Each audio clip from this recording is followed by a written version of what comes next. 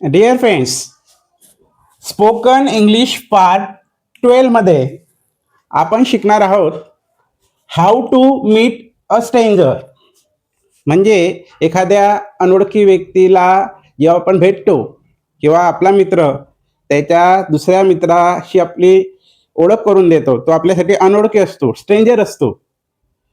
मग तो जेव्हा ओळख करून देतो आणि ओळख झाल्यानंतर आपण त्याला भेटतो, तेव्हा काय म्हटलं जातं इंग्लिशमध्ये मित्रांनो, हे लक्षात ठेवा. तुम्ही काय म्हणता? Glad to meet you.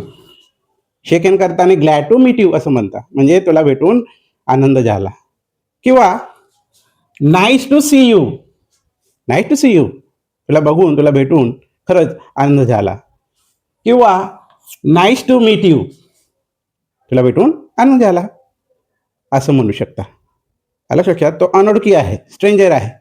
तर glad to meet you, nice to see you, nice to meet you असं इंग्रजीत म्हटलं जातं स्ट्रेंजर जवळ ओळख करून घेतल्यावर. आलं लक्षात? मग तो समोरचा तुम्हाला काय उत्तर देईल? तो पण तेच म्हणेल का, ग्लॅड टू मीट यू किंवा नाईस टू सी यू असं म्हणेल का? नाही, तो सिंपल काय म्हणेल तुम्हाला, त्याला रिप्लाय काय असेल, सेम हिअर. काय म्हणेल तो? सेम हिअर किंवा आय टू, मला सुद्धा तुला भेटून आनंद झाला असं तो मित्र म्हणेल.